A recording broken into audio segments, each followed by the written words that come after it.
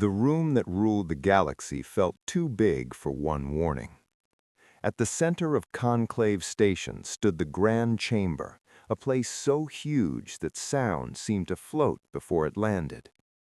Delegates from hundreds of worlds filled the curved rows, glowing signs above their tables marking every empire, union, and alliance. Light shifted softly across the walls to match the comfort of different species, but nothing about the room felt warm that day. At the back, far from the powerful voices and honored seats, sat the human delegation. Serena Voss folded her hands on the table and listened. She did not frown, she did not whisper, she did not react at all. That was what unsettled people about her. High Consul Draven of the Breath Dominion stood at the center platform, speaking with the confidence of someone who had never learned to doubt his own power. He was massive, armored in dark ceremonial plates, his voice rolling through the chamber like distant thunder. For 20 minutes, he had attacked humanity with polite words sharpened into knives. He mocked Earth's age among the stars. He mocked its fleet. He mocked its colonies. Then he finally said what he had truly come to say. "The outer human colonies," Draven declared, "should be removed from human control and placed under breath protection until your species becomes fit to manage them." Some delegates laughed. Not all, but enough. Serena's young aide, Tomas, leaned closer and spoke under his breath. "We can ask for a recess, or contest the motion, or request emergency review." Serena kept her eyes on Draven. Not yet. Draven continued, now smiling as he spoke. "Humanity has mistaken patience for respect. The galaxy has tolerated your growth. That should not be confused with equality." More laughter. Tomas looked sick. Serena finally pressed the request signal. A pale white light rose from the human table. The chamber quieted. "The floor recognizes Delegate Serena Voss of Earth," the presiding voice announced. Serena stood and walked toward the center platform with calm, measured steps. No rush, no anger, no sign of fear. Draven stepped aside with a mocking gesture, as if he were handing the stage to a child. Serena faced the chamber. For a moment, she simply looked at them. 10,000 delegates, hundreds of species, so many proud faces, so much certainty. "For 60 years," she said, her voice soft but perfectly clear, "humanity has followed every rule this conclave placed before us. We accepted the limits. We stayed patient. We listened. We learned." The room grew still. "We learned how this chamber works. We learned who speaks and who gets ignored. We learned how wars begin here and how they are justified after." Draven crossed two of his arms. "Are you making a speech, delegate, or begging for mercy?" Serena turned her head and looked directly at him. "No," she said, "I'm giving you honesty." That made a few smiles disappear. She rested one hand lightly on the platform. "You think humanity is weak because we have been careful," she said. "You think restraint means fear. You think silence means helplessness." Her eyes moved across the chamber. "It does not." Now nobody was laughing. Then Serena spoke the sentence that seemed to change the air in the room. "You do not want to find out what humanity looks like when it stops restraining itself." For one heartbeat there was silence. Then laughter exploded across the chamber. Draven grinned wide. "Is that a threat?" Serena stepped back from the platform. "No," she said evenly. "It was a warning." She returned to her table, sat down, and lifted her glass at last. Tomas stared at her, shaken. "That's all?" Serena took a small sip of water. "Yes," she said. Then, with a calm that made his blood run cold, she added, and they still think this was the beginning. They laughed at humanity's warning that day. 29 days later, the galaxy wished it had listened. They laughed at humanity's warning that day. 29 days later, no one in the galaxy was laughing. The first report arrived during the night cycle on Conclave Station. It came from a mining moon near the edge of Breath space. At first, the message looked small, almost unimportant. A border signal had gone dark. Then a patrol group failed to check in. Then an armed customs fleet simply vanished from every scanner in the sector. No wreckage, no distress calls, no survivors. Only silence. Inside the human quarters, Tomas stood over a glowing table, reading the reports again and again, as if the words might change. His hands shook. Every update made his stomach tighten harder. Serena Voss stood near the wide station window, her back to him, watching stars drift in the black beyond the glass. "They think we did this already," Tomas said quietly. Serena did not turn. "Of course they do. But did we?" That made her look at him. Her face remained calm, but something heavy lived behind her eyes. "No, not yet." Tomas swallowed. "Then who hit those patrol fleets?" Serena returned her gaze to the stars. "The Breath are learning the first lesson powerful empires always ignore." He waited. She spoke in the same even voice. "When you spend decades pushing people to the edge, you stop knowing where the edge really is." Across the station, panic spread faster than truth. Delegates shouted over each other in emergency chambers. Trade routes were frozen. Defense channels lit up. Old enemies blamed each other. Several worlds demanded that Earth's delegation be detained until an investigation could be completed. But the investigation only made things worse. Every missing Breath ship had been disabled with impossible precision. No random fire, no battle chaos, no signs of fear or desperation. Engines dead, weapons cut, command decks erased. It looked less like war and more like judgment. And there was one more detail. Each dead zone held a signal. Tiny, repeating, human-made.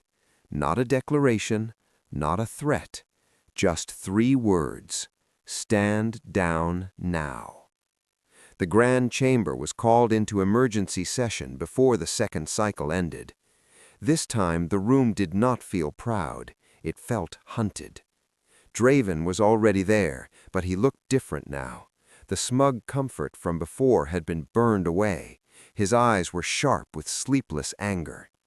He pointed at Serena the moment she arrived. "You warned us," he said. "Then my border fleets disappeared." Serena took her seat. "I warned you, yes. You expect us to believe that is a coincidence?"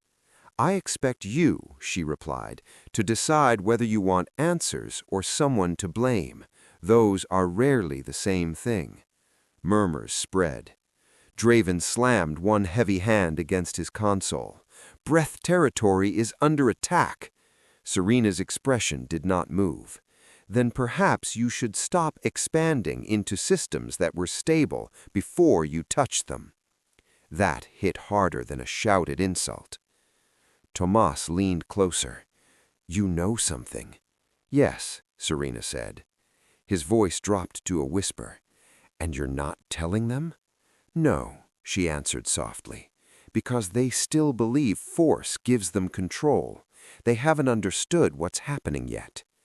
Another message flashed across the chamber screens, another Breath outpost, gone dark.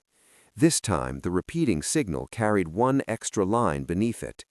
Earth asked first. The room froze, and for the first time since humanity had entered the stars, the galaxy began to fear that Earth's patience had not been weakness at all, but a locked door, and someone, somewhere, had just started turning the handle. As Breath space fell into silence one system at a time, Serena finally received the message she had been waiting for. and it was not from Earth. As breath space fell into silence one system at a time, Serena finally received the message she had been waiting for. And it was not from Earth. Her private console blinked once under the table, hidden from the chamber's public feeds. Tomas saw the change in her face. It was small, almost invisible, but he had learned enough to notice it. Not fear, not surprise, recognition. "Who is it?" he whispered. Serena read the line only once. "The lock is broken. The cage is open. We are moving." No signature, no origin stamp, no military code. Still, Serena understood. She closed the message and rose from her seat just as another wave of shouting burst across the emergency chamber. Delegates were demanding sanctions, investigations, arrests, fleet mobilizations, anything that sounded like control. But the room no longer had control. It only had noise. Draven turned when he saw her stand. His voice was hard now, stripped of ceremony. "Where are you going?" Serena looked at him. "To stop this from getting worse." He let out a bitter laugh. "You admit you can stop it." "No," Serena said. "I admit I may still be able to limit it." That single word, limit, made several delegates pale. Tomas followed her into the corridor outside the chamber. The doors closed behind them, muting the chaos within, but not enough. The station itself felt restless. Emergency lights glowed low along the walls. Security units moved faster than before. News streams flashed on every public display. Breath's stronghold dark. Convoys missing. Outer garrisons surrendering without battle. Unconfirmed sightings of black-hulled vessels. Tomas struggled to keep pace beside her. "You knew this could happen." "I knew it was possible." "That doesn't help." "No," Serena said softly, "it doesn't." They turned into a sealed diplomatic passage. Serena pressed her hand to the scanner, and the field beyond opened. Inside was a quiet room with no windows, only a round table, a dead comm wall, and an old metal case sitting alone in the center. Tomas stared at it. "What is that?" Serena did not answer right away. Instead, she stepped to the table and opened the case. Inside rested a communicator unlike any modern system. No sleek glass, no bright interface, just a heavy matte device with physical switches and a scarred surface like it had survived fire. Tomas felt cold. "That's ancient." "Yes." "Why keep something like that?" "Because some calls should never touch a network." She activated the device. For a few seconds, nothing happened except a low hum. Then a voice filled the room. Not synthetic, not translated. Human. Old. Tired. Controlled. "Authorization?" Serena drew a slow breath. "Voss. Delegate channel. Theta Black." Silence. Then, "You should not be calling." "You broke containment," Serena said, "without clearance." Another pause. "We were fired upon." "By whom?" "The Breath, at Orpheus Gate, civilian shelters, human descendants, no survivors." Tomas felt his knees almost weaken. "Descendants?" Serena closed her eyes for 1 second. "How many confirmed?" "Still counting." When she opened her eyes again, all the softness was gone. "Who am I speaking to?" she asked, though she already knew. The answer came like a weight falling through the room. "Fourth Fleet, unregistered, unforgotten, unrestrained." The channel went black. And in the deep silence that followed, Tomas understood the truth at last. Humanity had not been hiding weakness from the galaxy. It had been hiding something far worse from itself. When Serena returned to the chamber, the galaxy expected excuses, but instead She offered the breath one final chance to survive. When Serena returned to the chamber, the galaxy expected excuses, but instead she offered the breath one final chance to survive. The grand chamber had changed in the short time she had been gone. The fear inside it was no longer hidden behind anger. Delegates who once spoke with pride now whispered behind dimmed screens. Security drones hovered above the upper arches. Tactical projections flashed across the main display, each one showing the same terrible pattern. Breath space was collapsing from the edges inward. Not in flames, not in chaos, in silence. Serena walked back to her table, but she did not sit.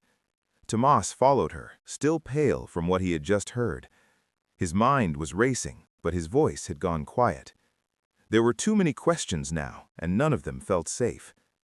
Draven rose before the presiding voice could speak. "You disappear during an emergency session," he said, "and another 3 breath sectors go dark. I am done listening to your half-truths." Serena met his glare without flinching. "Good," she said, "then listen to the full truth." That stopped him. That stopped everyone. Even the small background sounds of the chamber seemed to fade. Serena stepped toward the center platform again, but this time no one laughed, no one smirked, no one moved at all. "The attacks on your fleets," she said, looking directly at Draven, "were not ordered by the government of Earth." Murmurs spread instantly. Draven bared his teeth. "You expect us to be relieved?" "No," Serena said. "I expect you to understand how serious this is." She turned slowly, letting her voice carry to every row. "For generations, humanity followed a policy of restraint, public restraint, military restraint, cultural restraint. You saw limits and assumed they were all we had." A few delegates lowered their eyes. "You were wrong." On the central display, fresh alarms lit up in red. Another Breath Fortress station had lost contact.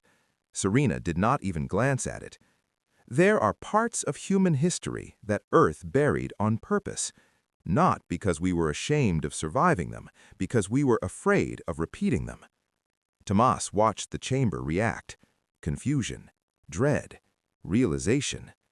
Draven's voice came out rougher now. "What are you saying?" Serena looked back at him. "I am saying that long before humanity joined this conclave, some of our fleets were sent beyond our borders under laws that no longer exist, for wars that were never meant to happen again." The chamber fell so quiet, it felt airless. "They were not recalled," Serena said. "They were sealed away, erased from records, cut off from command, hidden behind doctrines, treaties, and silence." Draven's expression changed at last. He understood. Not all of it, but enough. "You lost control of them," he said. Serena answered with painful honesty. "No, we chose not to use them." That was worse, much worse. The presiding voice tried to restore order, but the chamber had moved beyond rules now. Delegates began transmitting emergency requests to their homeworld. Some were already calling for evacuation routes. Others were demanding open negotiations with Earth before the hidden fleet reached their sectors too. Serena raised one hand. The room stilled again. "The Breath Dominion still has a choice," she said. "Withdraw from the disputed systems, cease all military movement, broadcast unconditional surrender orders to every frontier command." Draven stared at her as if she had insulted his bloodline. "You dare demand surrender in this chamber?" "No," Serena said, her voice low and deadly calm. "I am begging for lives you still have time to save." For the first time, something like fear crossed his face. But pride rose faster. "If this hidden fleet comes for us, the Dominion will crush it." Serena's eyes held no anger now, only grief. "That," she said, "is exactly what I was afraid you would say." At that exact moment, every screen in the chamber went black. Then one image appeared on all of them, a dark fleet hanging over a dead breath starbase, and a single message beneath it. Earth can no longer hold us. As the chamber stared at the black fleet on their screens, one impossible detail made Serena's blood turn cold. It was heading not for breath space next, but for the conclave itself. For one long second, nobody in the grand chamber moved. Then the room exploded. Delegates shouted into open channels. Security officers ran toward sealed doors. Warning lights flashed across the walls in sharp red waves. The station's comm system voice began speaking over itself, repeating emergency orders in 12 major trade languages. But none of that changed the truth glowing on the main display. The hidden fleet was coming here, not months away, not weeks, hours. Tomas looked at Serena, his face drained of color. Why here? Serena kept her eyes on the screen. Her mind was already moving faster than the station alarms. "Because this is where the galaxy gathers," she said quietly, "and because symbols matter." Draven slammed both hands onto his console. "This is your doing." Serena turned to him. "No, this is your result." His rage shook through the chamber. "You think words can protect you now?" "No," Serena said. "Only choices can." The presiding voice tried to restore order, but the chamber had passed beyond procedure. Several delegations were already disconnecting from their tables, preparing evacuation requests. Others were demanding armed escorts to their ships. The lesser powers, the ones who had laughed only days ago because stronger empires had laughed first, now sat frozen in silence. Serena stepped onto the center platform before anyone could stop her. "Listen to me," she said. Her voice was not loud, but it cut through the panic with frightening ease. "If you run now, this station dies in chaos. If you arm every defense platform, they will read it as resistance. If the breath launch first, everyone here pays for it." That struck the room quiet enough for her to continue. "The fleet approaching this station does not think like modern governments. It does not measure victory the way this chamber does. It was built for final decisions." A cold wave passed through the delegates. Tomas felt it too. Every word made the danger more real. Draven stared at her with open hatred. "Then call them off." Serena said nothing. He stepped toward the platform. "Call them off." At last she answered, and her voice carried something heavier than fear. "I'm trying." The chamber went still again. That was the first moment the galaxy understood how narrow the line truly was. Serena had returned with control. She had returned with a chance, a small one, maybe the last one. A secure light flashed on her table. Incoming priority channel. No source listed. She crossed the floor, opened it, and a new image filled her private screen. Not a face, not a symbol, just a field of stars, and a voice she recognized from before. "Fourth Fleet to Delegate Voss." Tomas moved close enough to hear. Serena answered at once. "State your position." "We will arrive at Conclave Station in 4 hours, 17 minutes. A shock moved through her chest, but her face did not change. "Why?" "To end the pattern. It is full of civilians and neutral governments. It is full of those who allowed the pattern." Serena's jaw tightened. "Not all of them." The voice replied without hesitation. "Enough of them." She forced herself to stay calm. "What do you want?" This time the pause was longer.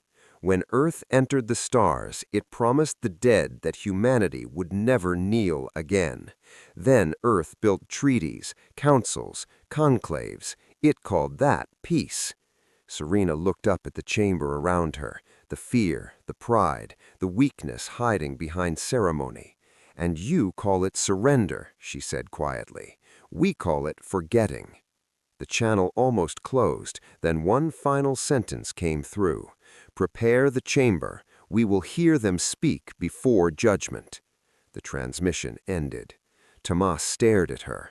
They're coming here for a trial? Serena slowly lowered her hand from the console. No, she said. Her voice was steady, but her eyes were full of something close to heartbreak. They're coming here to decide whether this galaxy deserves a future. Behind her, the station alarms grew louder. Above them, on the main display, the Black Fleet moved one step closer. And for the first time in its long history, the Conclave understood that power had entered the room, not to negotiate, but to remember. With 4 hours left before the fleet arrived, Serena made one dangerous decision. She ordered the chamber doors sealed and told the galaxy that nobody was leaving alive unless they finally told the truth. With 4 hours left before the fleet arrived, Serena made one dangerous decision. She ordered the chamber doors sealed and told the galaxy that nobody was leaving alive unless they finally told the truth. The reaction hit at once. Shouts, threats, fear. Several delegates rose from their seats in anger.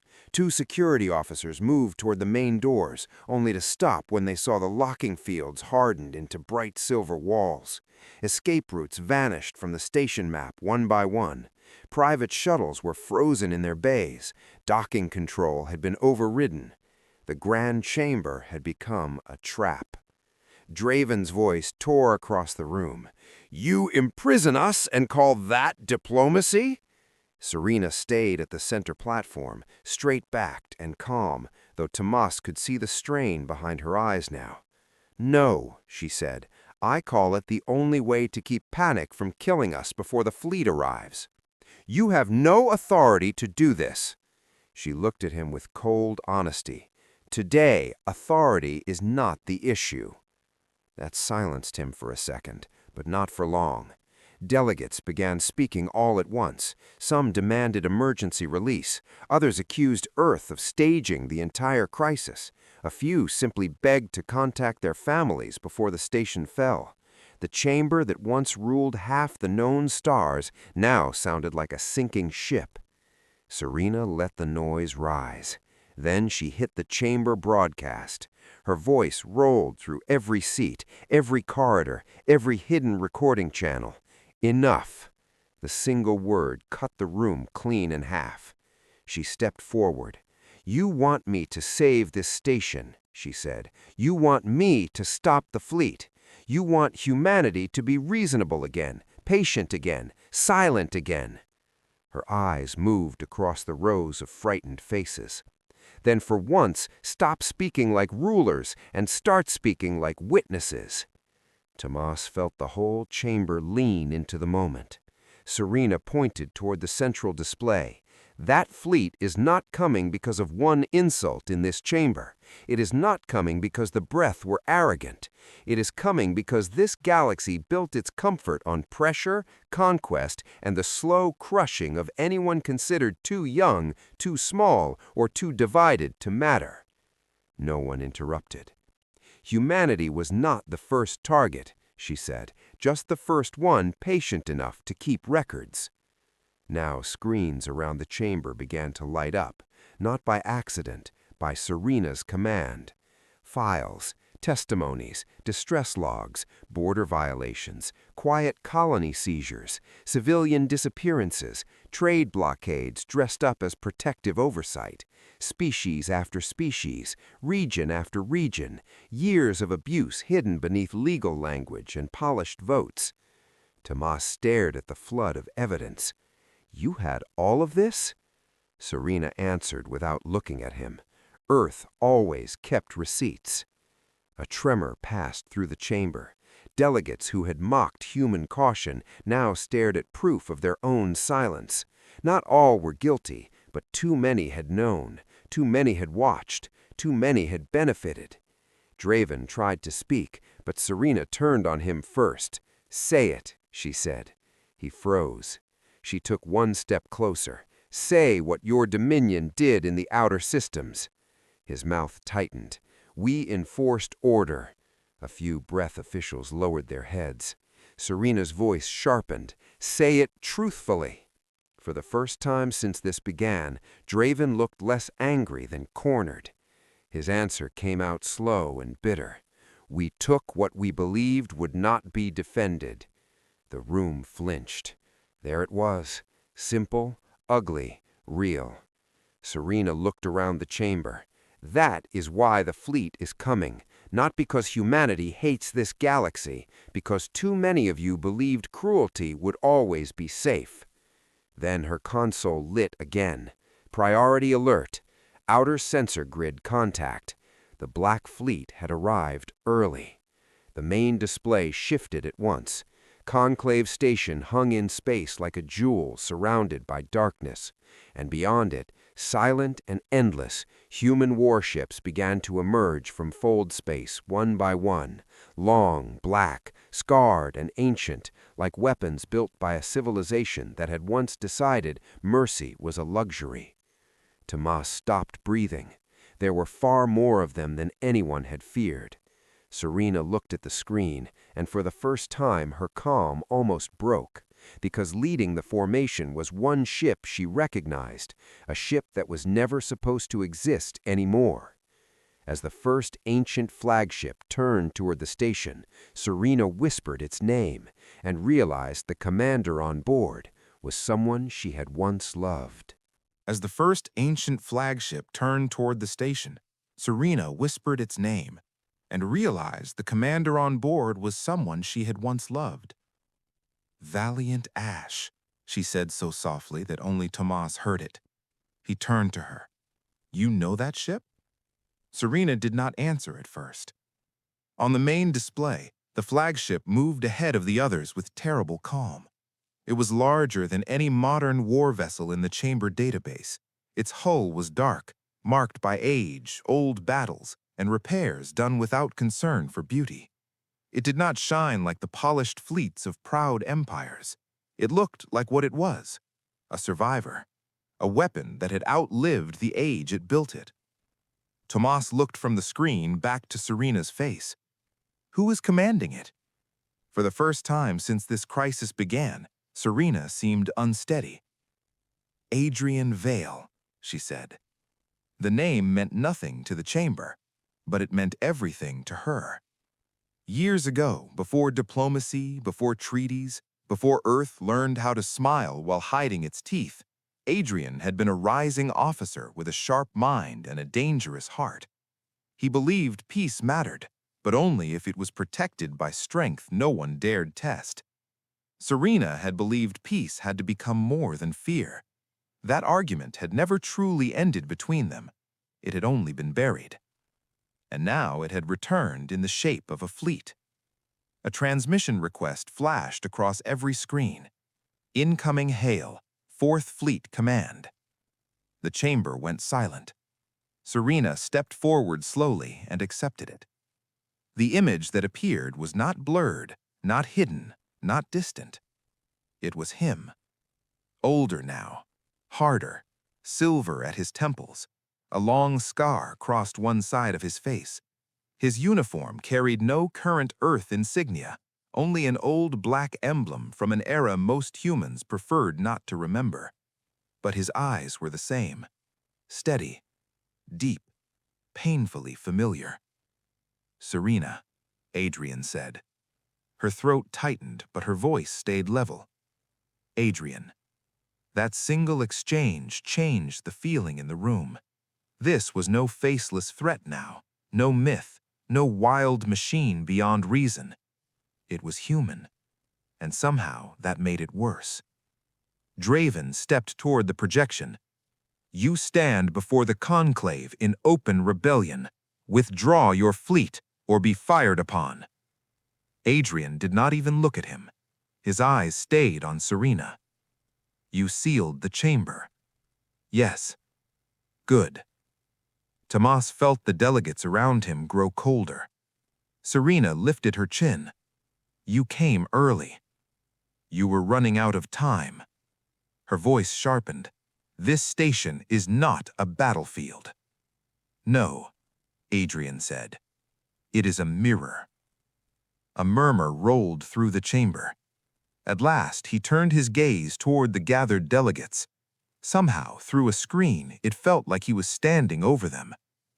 For generations, you mistook human restraint for surrender. You pushed colonies, broke treaties, buried civilian deaths under legal words, and assumed Earth would endure it forever, because Earth feared what would happen if it did not. He looked back at Serena. You were right to fear it. She took that blow without moving. Tomas saw something pass between them then. History, pain, memory, blame. None of it spoken, all of it alive. Serena said, "If you fire on this station, you prove every fear that led to your exile." Adrian's expression darkened, but not with anger, with grief. "We were not exiled," he said. "We were hidden. There is a difference. Not to the people who vanished with you." His jaw tightened. "And not to the dead in Orpheus Gate."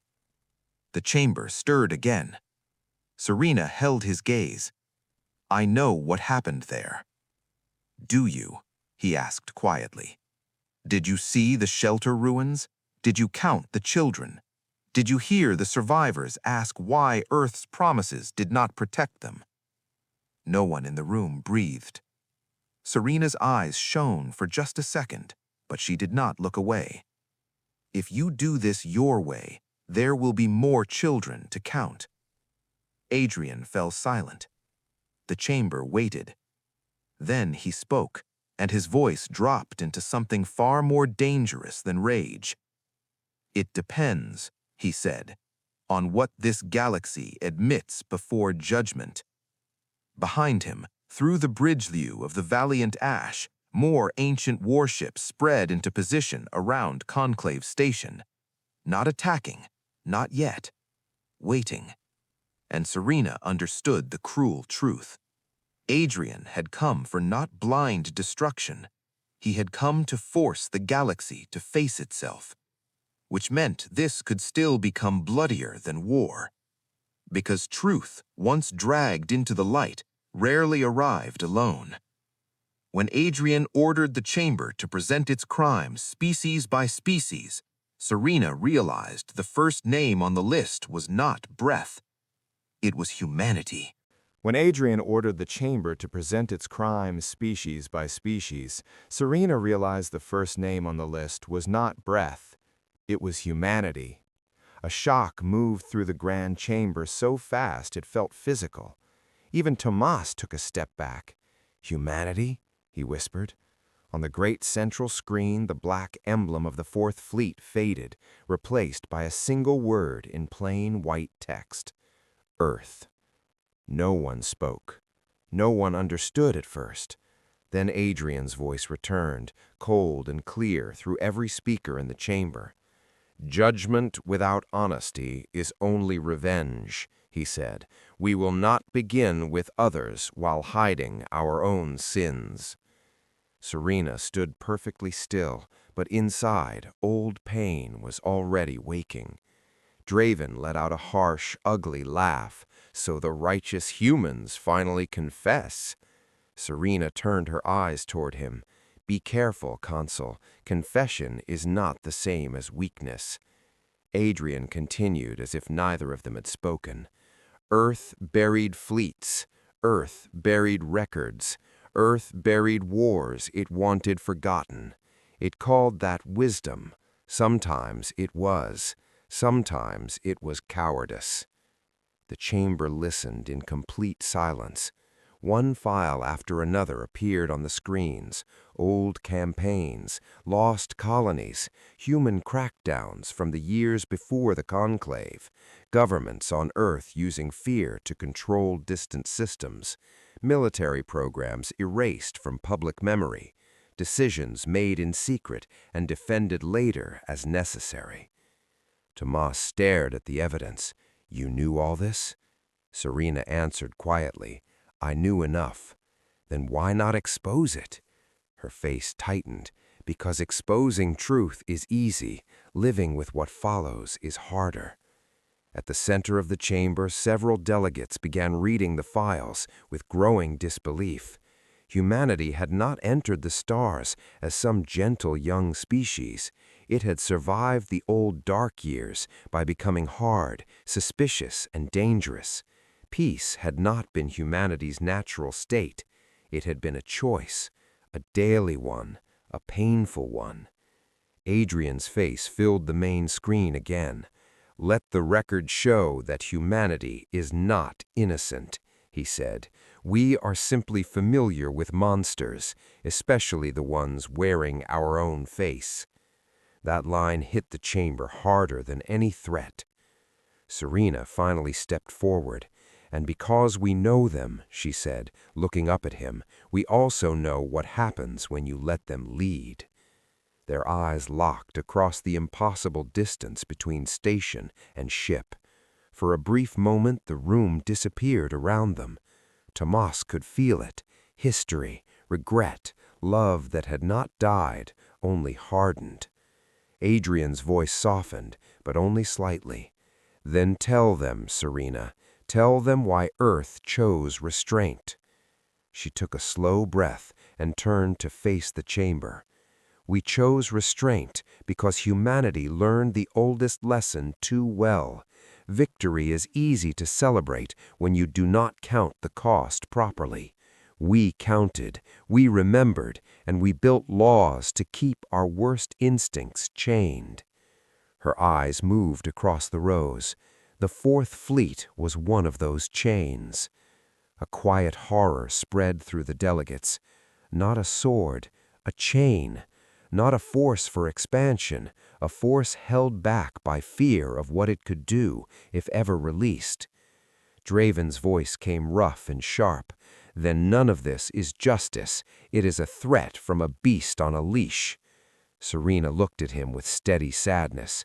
"No, Consul. This is what happens when enough people spend years cutting at the leash and laughing." The chamber had no answer, because she was right. And because outside, beyond the station walls, ancient human warships waited in absolute silence, proof that restraint had never meant the absence of power, only the refusal to use it. Then the screen changed again.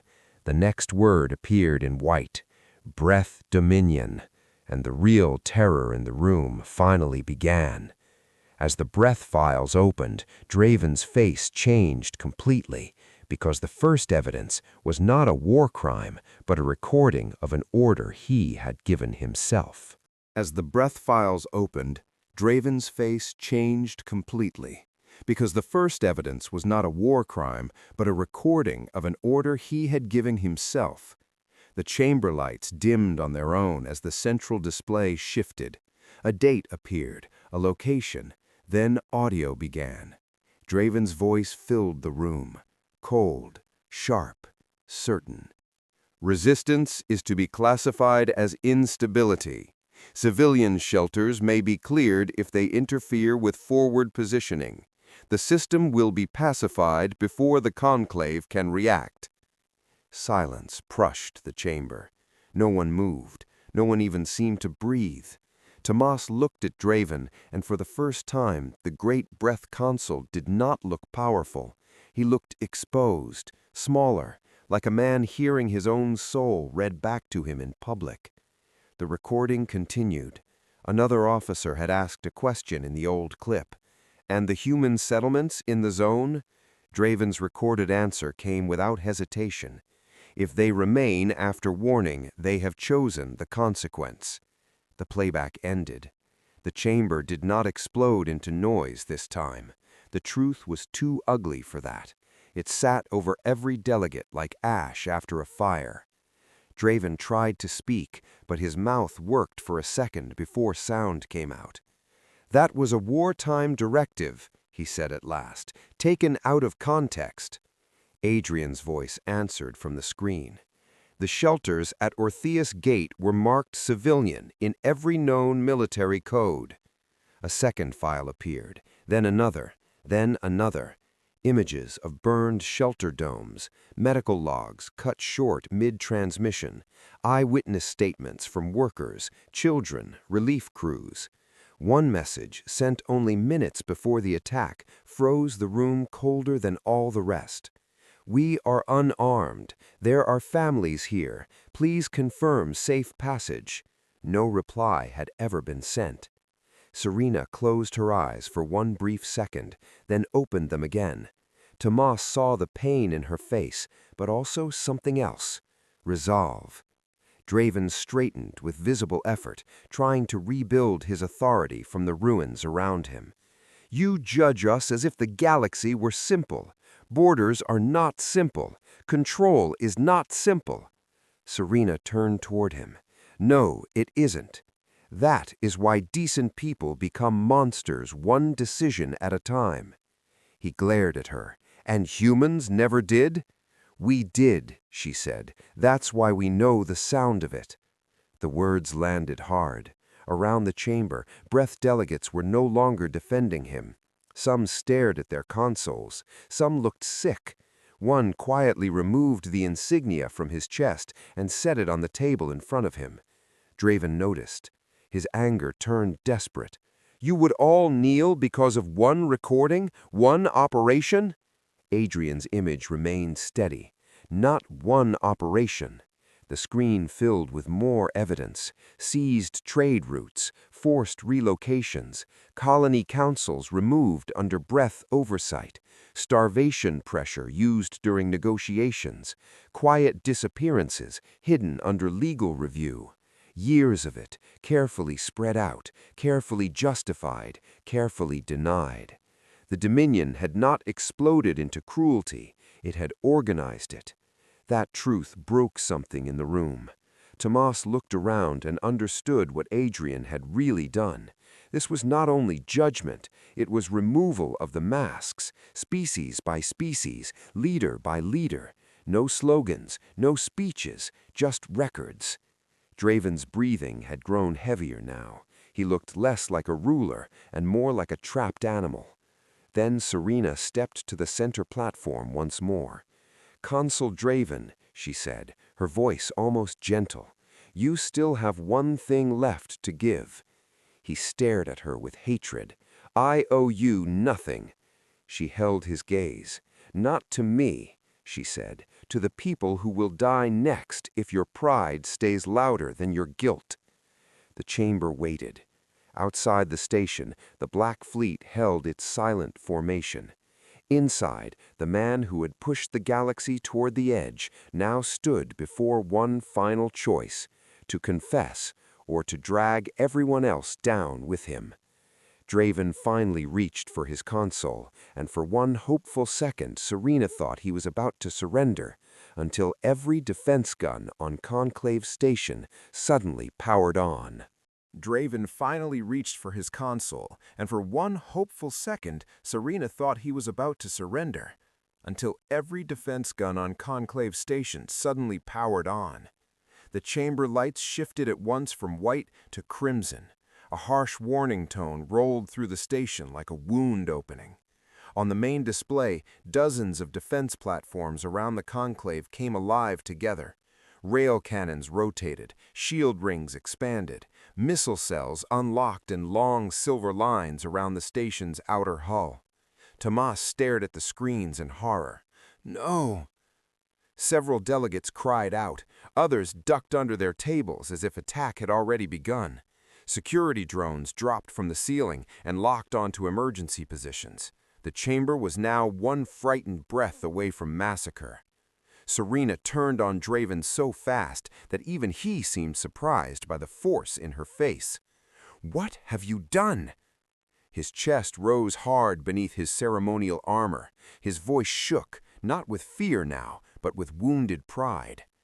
"What I should have done from the start," he said. "A ruler does not kneel before ghosts." Tomas stepped back from the breath console, reading the command stream in disbelief. "He's linked station control to breath wartime override codes. He's forcing the defense grid into autonomous attack posture." The room broke again into panic. "Shut it down! He'll get us all killed! Block the firing chain! But the system was already moving too fast. Outside the station, the ancient ships of the Fourth Fleet did not break formation. They only adjusted slightly, as if a sleeping predator had opened one eye. Then Adrian's voice came through the chamber speakers. "Stand down your guns." No shouting, no threat. That calm made it worse. Draven lifted his head toward the screen with a broken kind of defiance. "Come and take this station then." Serena moved to the center platform before another word could be said. "Draven, listen to me." Her voice cut through the chaos. "You are not saving your people. You are placing them between your ego and a fleet built for extinction-level war." His eyes burned with fury. "Better that than submission." "No," Serena said, and now the emotion finally showed. "Not better. Never better." For the first time since the chamber crisis began, her voice cracked. The sound stunned the room into silence. She faced not just Draven now, but everyone. "I know what that choice costs," she said. "I have seen humans make it too. The speech about honor, the last stand, the proud refusal to bend. It always sounds noble right before the body count begins." Tomas felt every delegate listening now, really listening. Serena turned back to Draven. "You still think surrender is shame," she said. "That is why men like you keep feeding entire worlds into fire and calling it strength." Draven's hand hovered over the final weapons authorization. And then Adrian spoke again, so quietly that the chamber had to lean into the sound. "Serena." She looked up at his image. "You have 2 minutes," he said. Not a threat, a fact. Her heart seemed to stop for one terrible beat. Draven heard it too. He smiled then, a thin, desperate smile built from collapse. "There, even now your monster gives ultimatums." Serena's eyes filled, but her posture did not break. "No," Serena said softly. "He's giving me mercy." Then she did something that shocked the chamber, more than the armed station, more than the Black Fleet, more than all the truths already dragged into the light. She stepped away from the platform, walked directly to Draven, and slowly, in full view of the galaxy, knelt in front of him. Gasps tore across the room. Tomas couldn't move. Serena lifted her face and said the words no one expected from Earth's delegate. "Please." Just that. One word. No pride, no performance, only grief. "Do not make me watch this station die."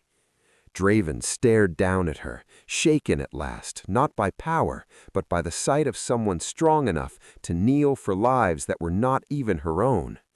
His finger trembled over the console, and outside, the first gun battery locked onto the Valiant Ash. With 1 second left before the station fired, Draven made his choice, and Adrian answered it with a command that changed the entire war. With 1 second left before the station fired, Draven made his choice, and Adrian answered it with a command that changed the entire war. Draven's hand slammed down. Thomas shouted. Half the chamber flinched, waiting for the first defense battery to fire into the Black Fleet outside. But nothing happened. The weapon locks stayed red. The targeting rings stayed active. Every gun on Conclave Station remained armed, yet silent.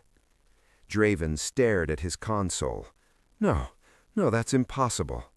Thomas rushed to the nearest control feed, fingers flying across the surface. His eyes widened. "The firing chain is gone," he said. "Not jammed, removed." Adrian's voice came through the chamber speakers, steady as ever. "We did not come to destroy frightened civilians," he said. "All station weapons have been disarmed remotely." That stunned the room harder than an explosion could have. Draven looked up in disbelief. "You breached Conclave defense architecture?"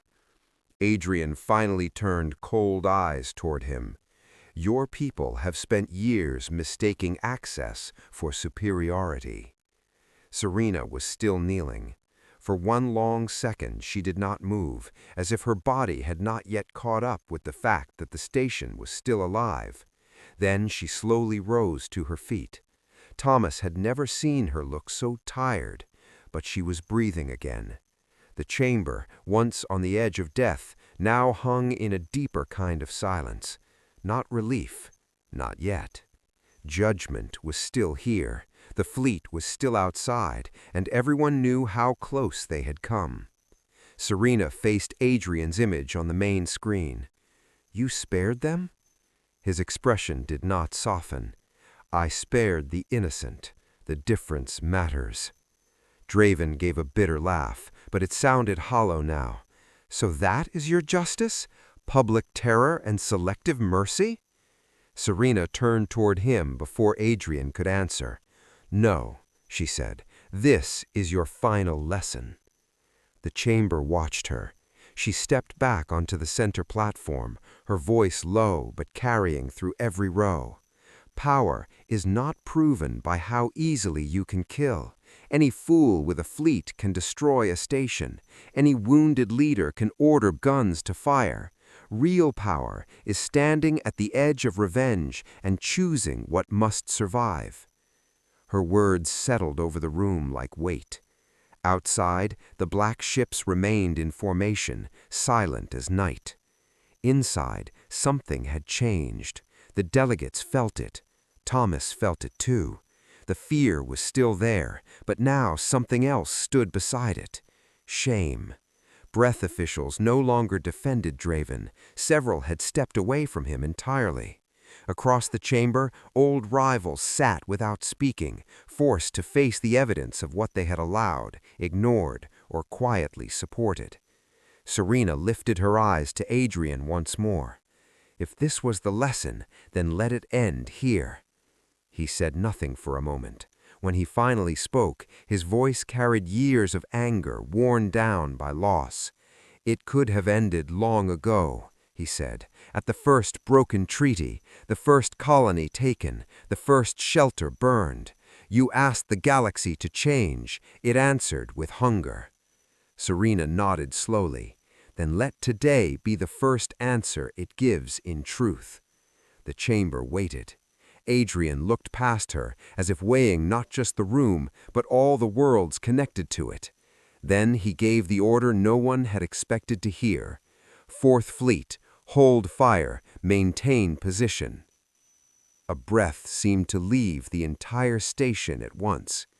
Not victory, not peace, but a door left open.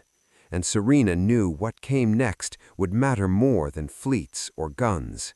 Because now the galaxy had survived judgment. The harder question was whether it deserved the mercy that followed. As the chamber struggled to breathe again, Serena made one final demand of the galaxy. Before the fleet withdrew, every species in that room would have to choose what kind of future it was willing to confess to. As the chamber struggled to breathe again, Serena made one final demand of the galaxy. Before the fleet withdrew, every species in that room would have to choose what kind of future it was willing to confess to. No one argued, not because they agreed, because no one had the strength left to hide behind pride. The grand chamber, once built to display power, now felt like a place made for truth. The red warning lights had dimmed. The defense guns were silent. Outside the station, the black ships of the Fourth Fleet still waited in the dark, motionless and vast, like history itself, refusing to look away. Serena stood at the center platform, tired but unshaken. "This is the moment," she said, "not for speeches, not for excuses, for choice." Her voice moved through the chamber with quiet force. "You have all seen what happens when cruelty is protected by law, by distance, by delay, by politics, by silence. You have all seen what happens when people believe someone else will stop it later." She looked across the rows of delegates. "There is no later now." The first to stand was not one of the great powers. It was a small delegate from a trade moon no one had listened to much before. Her species had no war fleets, no famous colonies, no power worth fearing, but her voice did not shake. "My world remained silent," she said, "because we thought silence kept us safe. It did not. We will not vote that way again." Then another stood, then another. One by one, species began to speak. Some admitted what they had done, others admitted what they had allowed. Some confessed fear, some confessed greed, some confessed that they had laughed when they should have objected, obeyed when they should have resisted, and benefited when they should have walked away. Not every confession was noble, not every one was clean, but they were real. Tomas watched with wide, tired eyes. "They're actually doing it," he whispered. "Yes," Serena said softly, "because now they understand the cost of pretending." At last, all eyes turned to Draven. The breath consul had not moved for a long time. He stood beside his darkened console like a man left behind by his own anger. His face looked older now, as if the truth had reached into him and taken years out all at once. Serena did not command him. She only waited. Draven lifted his head slowly. When he spoke, the chamber leaned into every word. "The Dominion believed strength meant taking what others could not defend," he said. "We called it order. We called it destiny. We called it necessary." His jaw tightened. It was hunger. No one interrupted. He looked toward the screen where Adrian still stood on the bridge of the Valiant Ash. "I cannot undo the dead," Draven said, "but I will order all breath forces to withdraw from disputed systems, release occupied settlements, and submit every frontier command to independent review." That alone would have stunned the galaxy a week ago. Now it only felt like the first honest step. Serena nodded once. "Send it." Draven did. The order went out live, across military channels, civil networks, border relays, and colony frequencies. It spread farther than any threat had. It spread like release. Around the chamber, other delegations began adding their own motions: civilian protections, shared oversight, open records, border review councils, emergency rights for small colonies, independent shelter protections during conflict. Too late for some, but maybe not too late for everyone. Then Serena looked up at Adrian. The room followed. For a moment, neither of them spoke. So much lived in that silence: old love, old wounds, years of separation, the burden of being right too late. Finally, Serena said, "It is done." Adrian studied the chamber, the delegates, the orders leaving their systems, the fear that had turned at last into responsibility. His face remained hard, but not empty. Not done, begun. Serena let out the smallest breath, almost a broken laugh. "I'll take that." Something gentler touched his eyes then. Not peace, not yet, but something close enough to let hope enter the room. He turned slightly, speaking to his fleet. "Fourth Fleet, stand down. Withdraw from engagement posture." Outside the station, the black warships shifted, not like hunters anymore, like a storm deciding to pass. Tomas felt tears in his eyes and did not bother hiding them. The chamber screen slowly cleared, alarms faded, defense systems powered fully down.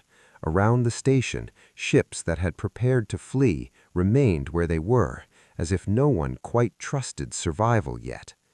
Serena stepped down from the platform at last. Her legs nearly gave under her, but Tomas was there to steady her. "You did it," he said. She gave a tired shake of her head. "No, we almost failed. But we didn't." Serena looked through the wide chamber glass toward the dark beyond, where the ancient fleet was already turning away. "That," she said quietly, depends on what comes after fear. Thomas followed her gaze. Do you think they'll change? She was silent for a moment. Then she answered in the same simple truth that had carried her through everything. Some will, some won't. That's always how it is. He looked at her. Then what was the point?